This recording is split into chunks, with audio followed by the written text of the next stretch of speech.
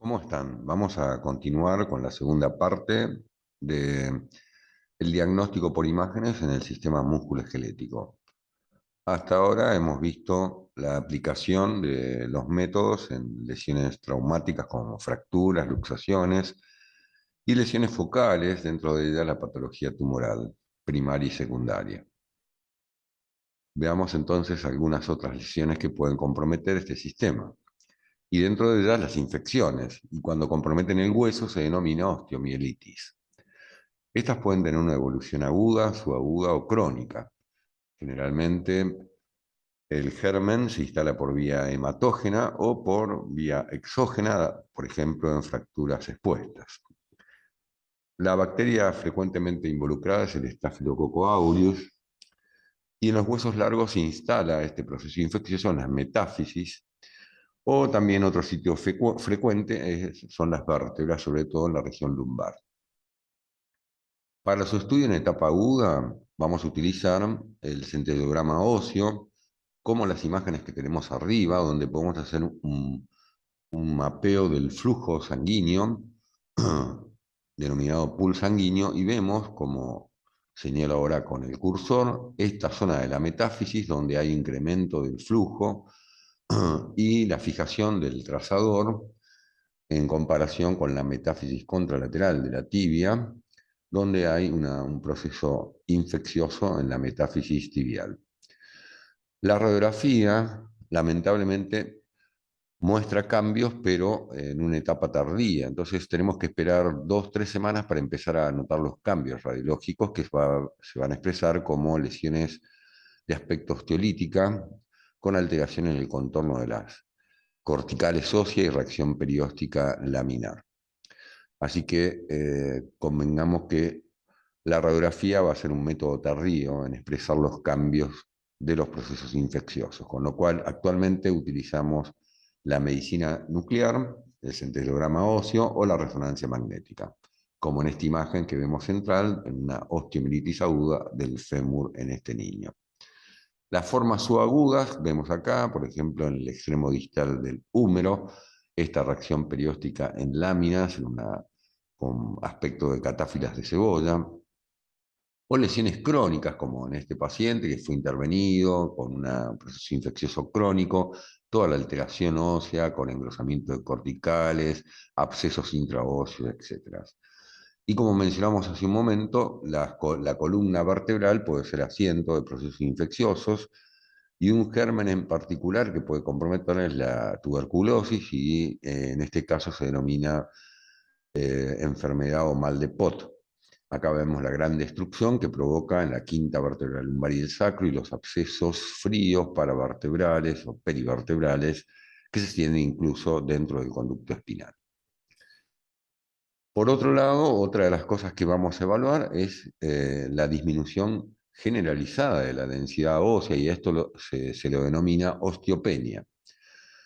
Para que lo podamos ver radiográficamente, se debe perder aproximadamente un 30% de la densidad ósea, con lo cual la radiografía va a ser tardía para hacer el diagnóstico, y nos va a mostrar básicamente el adelgazamiento de las corticales y un patrón trabeculado, por ejemplo en el raquis lumbar vertical, perdón, en el raquis, un patrón vertical estriado. E inclusive vamos a ver, como en esta radiografía, cómo hay vértebras que han perdido su altura, comparando con las de abajo o esta, que adquieren aspecto bicóncavo por colapso parcial, por fractura parcial de los cuerpos vertebrales con aplastamiento.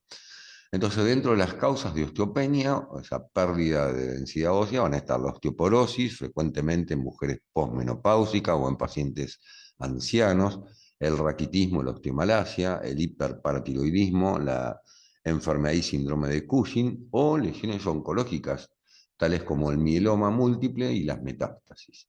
Como dijimos, la radiografía va a ser tardía en el diagnóstico y necesitamos una gran pérdida ósea para poder identificarla.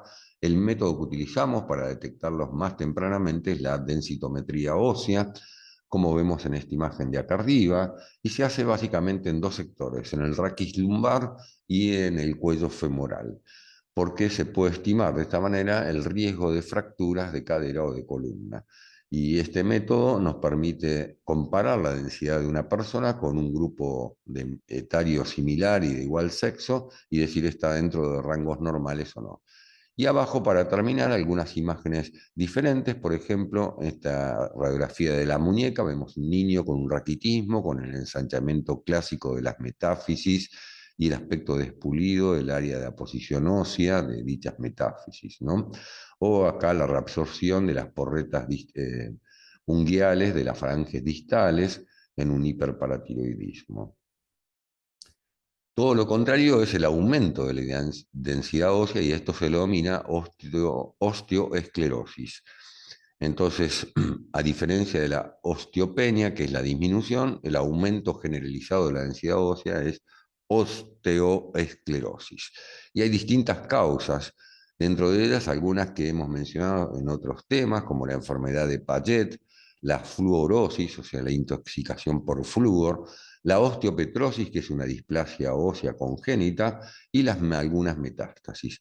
Voy a mostrar abajo algunos ejemplos, en este caso una radiografía de la cadera derecha, donde vemos la severa alteración del fémur, con corticales muy gruesas, trabéculas gruesas en el interior, en una enfermedad de Paget.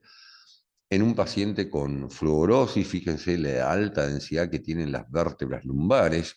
En un niño con osteopetrosis, observen el incremento de la densidad de la pelvis y los huesos de los miembros inferiores de este chiquito. Esta enfermedad también se la conoce con el nombre de enfermedad marmórea, y algunas metástasis. Clásicamente en el hombre, las metástasis del cáncer de próstata son osteoblásticas, y fíjense todas estas áreas de mayor densidad en el raquis lumbosacro, en los huesos ilíacos o en los fémures.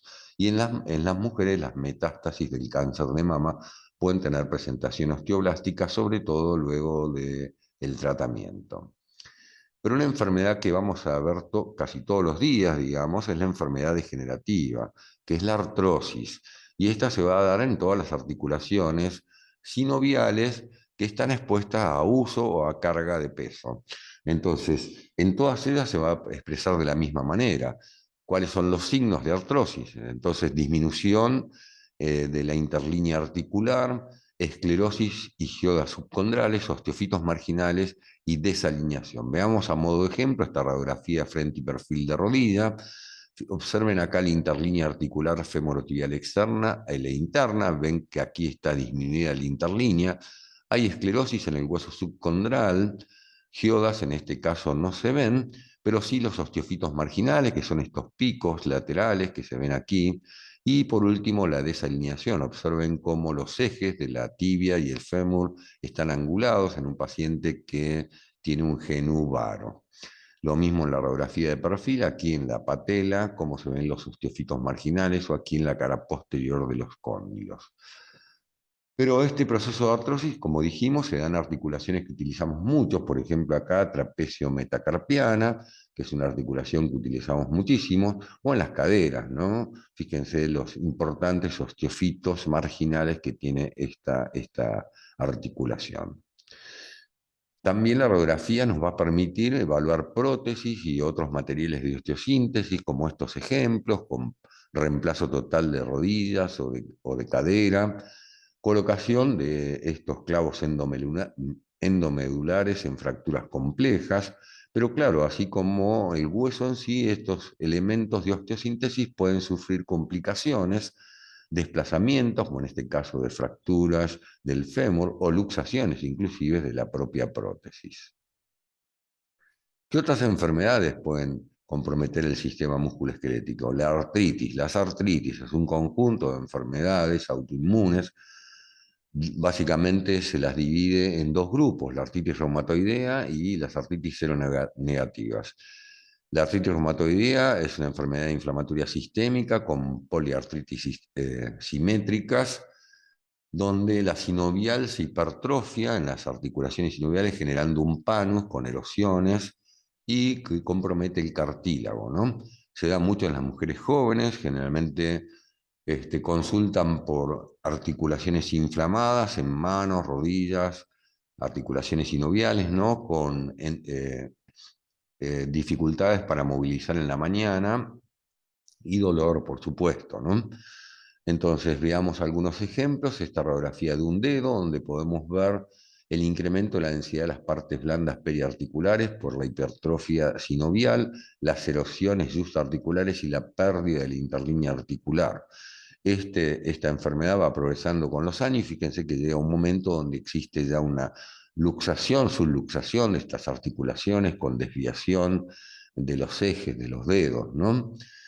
Distintos son las artritis seronegativas y dentro de ellas se describen tres: la espondilitis anquilosante, la artritis psoriásica y la enfermedad de Reiter. Bueno, estas en general suelen comprometer las articulaciones sacroiliacas, llevando a la anquilosis, o sea, el cierre del espacio articular. Y en el caso del raquis suelen provocar la calcificación de los ligamentos. En este caso se ve muy bien el ligamento vertebral común anterior totalmente calcificado, con la rigidez consiguiente. Entonces, en la espondilitis anquilosante, vamos a ver esas personas con una cifosis muy marcada, que vemos caminando por la calle casi mirando el piso por la jiba que tienen, con una rigidez muy importante, y el examen radiográfico, si ustedes lo ven acá, sí, se parece a la caña, ¿no? Parecen radiografías de una caña de bambú y se lo describe así: signo de la caña de bambú. ¿Qué otras lesiones, digamos, óseas y articulares podemos evaluar? Bueno, alteraciones en los ejes. Por ejemplo, acá tienen a la izquierda una cadera normal. Observen el eje normal cérvico-diafisario del fémur, y acá como está alterado, está mucho más, es un ángulo recto acá en este caso, en una coxa vara. O digamos, comparamos en esta radiografía de caderas de este bebé. Fíjense la cadera derecha, el núcleo de osificación cefálico del fémur, qué asimétrico que es con el contralateral, y además el izquierdo está desplazado lateralmente en un niño con displasia congénita de la cadera, o chiquitos que tienen trastornos neurológicos y tienen luxación bilateral de las caderas, o necrosis de la cabeza femoral, como la enfermedad de Pertes, y otras alteraciones de alineación, como los pie planos. ¿Qué otra área del esqueleto no hemos mencionado hasta ahora? La columna vertebral. Bueno, recordamos la cantidad de vértebras que tenemos en cada sector. ¿Y cómo la vamos a estudiar? Bueno, vamos a utilizar todos los métodos de imágenes en principio, pero básicamente las radiografías, que son muy buenas, sobre todo estas radiografías panorámicas de toda la columna, que se llaman espinograma. Entonces, para ver alteraciones en las curvas de la columna vertebral. Recuerden que en el plano sagital tenemos varias curvas fisiológicas: en la cervical una lordosis, una cifosis dorsal, una lordosis lumbar. Estas son curvas fisiológicas. Y en el eje frontal no vemos alteraciones en el desplazamiento. Si las hubiera, es patológico. ¿Qué otros métodos utilizamos? Bueno, la tomografía computada, que nos permite evaluar perfectamente la estructura ósea, mucho mejor que las radiografías, y la resonancia magnética, ¿no? Para evaluar no solamente las alteraciones de los discos, sino el contenido del conducto espinal, como en esta imagen de T2 sagital del raquis lumbar. Existen algunas variaciones anatómicas. Por ejemplo, mencionamos en el tórax costillas cervicales supernumerarias y hemos visto algunos ejemplos. O en el raquis lumbar, en la transición, existen muchas veces vértebras accesorias que simulan una quinta vértebra lumbar, y muchas veces es la primera sacra porque están articuladas con el sacro. Son variaciones anatómicas que tenemos y nos enfrentamos todos los días y que en principio carecen de valor patológico. Hay dos vértebras en particular con una anatomía diferente, que es la primera y segunda vértebras cervicales. Las estudiamos con radiografías de perfil o de frente para evaluar bien el atlas, como vemos acá las masas laterales, y el axis. Acá vemos la apófisis odontoide y el cuerpo vertebral C2, pero mucho mejor cuando sospechamos algunas lesiones con tomografía computada. En los niños existe cierta laxitud de los ligamentos y de las articulaciones en general, con lo cual es posible ver en algunas circunstancias cierta desalineación de las vértebras cervicales superiores, como vemos acá, de las bases de las espinosas, porque hay una pseudo-subluxación por la laxitud ligamentaria. Estas vértebras pueden sufrir malformaciones congénitas. Recuerden que se forman a partir de las somitas en una serie de núcleos de osificación generados a partir de cartílago. Y entonces veamos algunos ejemplos, ¿no? Que no se segmenten y entonces vemos dos vértebras fusionadas, como vemos acá, vemos la segunda, tercera, cuarta, la quinta y la sexta como una única vértebra, o que no se cierre el arco posterior, el neuroporo posterior en niños con mielomeningocele y espina bífida, como vemos acá, la apertura del arco posterior de las últimas vértebras lumbares y del sacro, u otras malformaciones más complejas. Suelen acá que existen hemivértebras de un lado y del otro porque no se han terminado de fusionar. Estas malformaciones congénitas muchas veces llevan a alteraciones en las líneas del raquis y por lo tanto escoliosis secundarias a malformaciones como vemos en esta radiografía de acá abajo. Y como mencionamos hace un instante, estas radiografías panorámicas que se llaman espinograma nos permiten perfectamente ver las escoliosis y los especialistas en columna trazan estos ángulos para determinar el grado de escoliosis, tanto en el raquis dorsal como el lumbar, y ver si existe indicación quirúrgica para su corrección o ver la progresión en exámenes sucesivos a lo largo del tiempo. Pero el raquis no escapa a las fracturas y también es asiento de fracturas. Entonces, para ello y para evaluarlas, muchas veces solo contamos con radiografías y les voy a decir que, por favor, en el raquis cervical hagamos siempre la radiografía de perfil. Observen ustedes que trazamos una serie de líneas por delante de las vértebras, del cuerpo vertebral, por detrás del cuerpo vertebral, por la base de las apófisis espinosas, y por el extremo posterior de las espinosas. Estas líneas, fíjense que son bien congruentes. Sin embargo, en la radiografía del lado vemos que si yo sigo la línea que pasa tanto por delante como por detrás del cuerpo vertebral, aquí hay un escalón. Bueno, esto implica que hay una lesión, hay una fractura luxación que hace que esta vértebra superior se desplace sobre la vértebra inferior. O fracturas aplastamiento, como vemos en este caso, donde se incrementa la cifosis. Observe que esta vértebra ha perdido su altura, ¿no? O vértebras que comprometan las vértebras cervicales superiores. Aquí vemos que la segunda vértebra cervical está desplazada en dirección anterior con respecto a la tercera por una fractura a nivel de los pedículos de C2, y observen el impacto que esto provoca en el calibre del conducto espinal. Observen aquí la compresión, la reducción en el calibre del conducto, la compresión de la médula espinal y esta área de edema que se ve en esta imagen de T2 como un sector hiperintenso. Entonces, cuando queremos valorar el contenido del conducto, vamos a solicitar resonancia magnética y en particular cuando sospechamos lesiones que comprometan la médula espinal. Hace un ratito mencionamos la disminución generalizada de la densidad ósea y esto es la osteoporosis. Y observen ustedes un esqueleto con menor densidad, menor masa cálcica, y con lo cual esta vértebra lumbar se ha colapsado, ha sufrido un colapso, una fractura, porque es una vértebra débil, digamos, ¿no?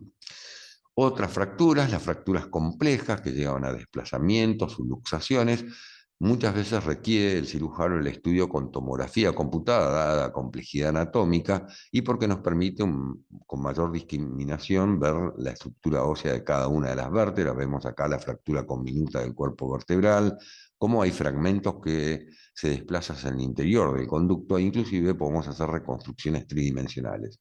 Sin embargo, vuelvo a reiterar que si necesito valorar el contenido del conducto espinal, o sea, esto, la médula espinal, requiero sí o sí del examen de resonancia. Aquí vemos un ejemplo de una fractura de luxación con sección completa de la médula espinal dorsal distal, u otras fracturas menos severas, como acá fracturas aplastamiento de la cuarta vértebra lumbar, donde vemos como parte del fragmento vertebral posterior se dirige hacia atrás y reduce el calibre del conducto. Comparen con el calibre del conducto en la porción superior o distal del saco dural.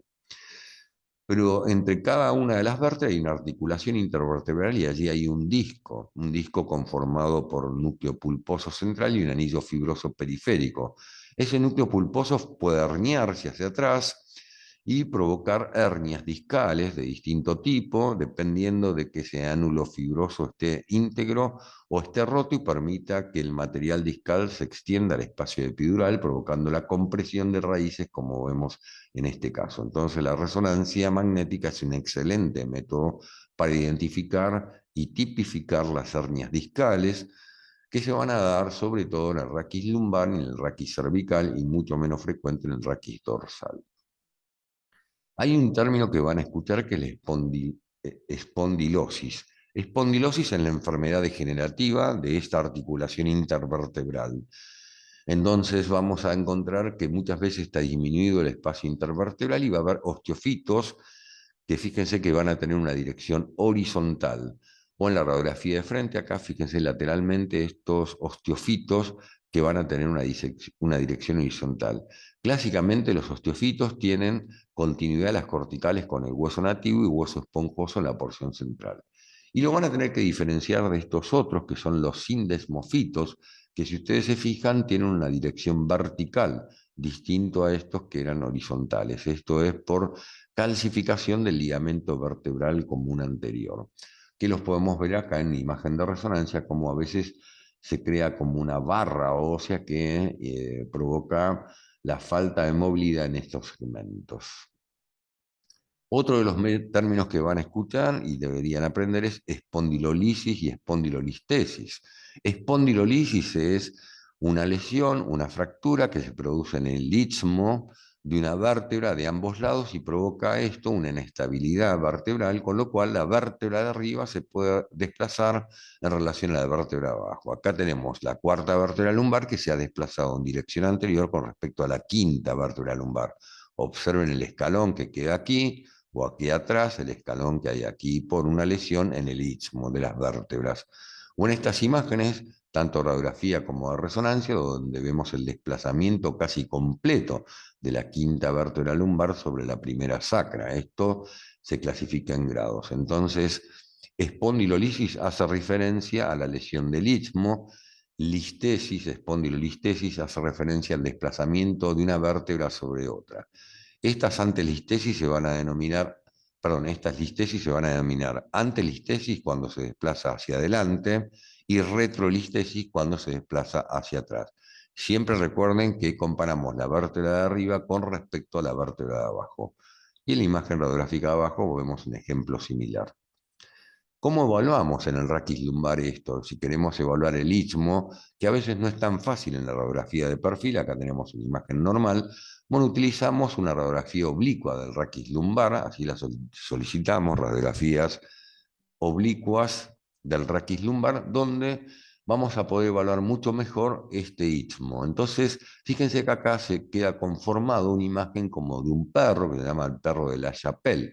Entonces podemos reconocer el ojito, que es el pedículo, el hocico, que es la apófisis transversa, la orejita o la patita, el cuerpo del perro. Y acá fíjense que está el cuello. Bueno, el cuello es el istmo o la par interarticular y es el lugar donde se producen las lesiones. En esta radiografía normal, y observen en esta otra radiografía donde vemos los perros de arriba bien, pero el perro acá de la quinta vértebra lumbar con collar. Esto significa que hay una espondilolisis y por lo tanto va a llevar a una espondilolistesis. Y como mencionamos hace un instante, también la columna sufre infecciones y en este caso se la denomina espondilodicitis. Observen acá en una imagen de resonancia la alteración del espacio intervertebral. Ya no podemos reconocer el disco porque está reemplazado por una colección supurada que se extiende al espacio epidural anterior y a la región perivertebral, entonces provocando compresión de la médula, ¿no? Entonces, estos exámenes de resonancia son muy útiles para patología traumática con compromiso del conducto, para patología tumoral y para patología infecciosa del raquis. Pero la columna no está exenta de tener tumores y uno muy común y que vemos todos los días es un hemangioma que se ve con este patrón trabeculado tan grotesco como se ve aquí en la radiografía o en la tomografía. Fíjense que todas las eh, trabéculas que se dirigen verticalmente, acá las estamos cortando a través y se ven como todos estos puntitos densos, pero hay tumores benignos como los osteomas osteoides o tumores malignos en el caso de esta imagen de tomografía, pero muy común también son las lesiones metastásicas, ¿no? Acá una gran masa de partes blandas, pero observen además la osteólisis de este cuerpo vertebral. O aquí, si tenemos que reconocer, en esta radiografía deberíamos ver, tanto como vemos el pedículo derecho de la cuarta vértebra lumbar, del lado izquierdo no está visible, con lo cual hay una lesión osteolítica provocada por una metástasis. Lo mismo con el pedículo derecho de la tercera vértebra lumbar, y así podemos diagnosticar distintas lesiones osteolíticas. Repasando, entonces dijimos que la radiografía sigue siendo el mejor método para detectar fracturas y luxaciones, y acá a modo de ejemplo, también para evaluar la estructura ósea, ya sean lesiones focales, osteolíticas o osteoblásticas, o lesiones difusas, ¿no? Osteopenia o osteosclerosis difusa. Que la tomografía la vamos a evaluar sobre todo, la vamos a utilizar sobre todo para el estudio de áreas complejas anatómicamente, como la columna vertebral, donde se requiere una mejor planificación para la cirugía, tanto sea en el raquis como en la pelvis, que son áreas de anatomía compleja y difíciles de evaluar radiográficamente, con lo cual la tomografía nos ayuda muchísimo a identificar las lesiones. Que la ecografía la vamos a utilizar para las partes blandas, músculos, ligamentos, tendones, que es muy buena para ello, para nervios y vasos periféricos, pero que nos queda la resonancia magnética. Sobre todo lo vamos a utilizar cuando querramos evaluar el estado del contenido del conducto espinal y sobre todo el estudio de la médula espinal o de las raíces de la cola de caballo, ¿no? El impacto que pueda tener las distintas lesiones del raquis sobre este contenido del conducto, u otras lesiones que no podemos reconocer con ninguno de otros métodos, por ejemplo, los ligamentos cruzados de la rodilla, o los meniscos, o algunas lesiones propias del cartílago o hueso subcondral, que solo va a ser posible identificar con resonancia magnética. Muy bien, espero que haya sido de utilidad. Les mando un saludo. Hasta luego.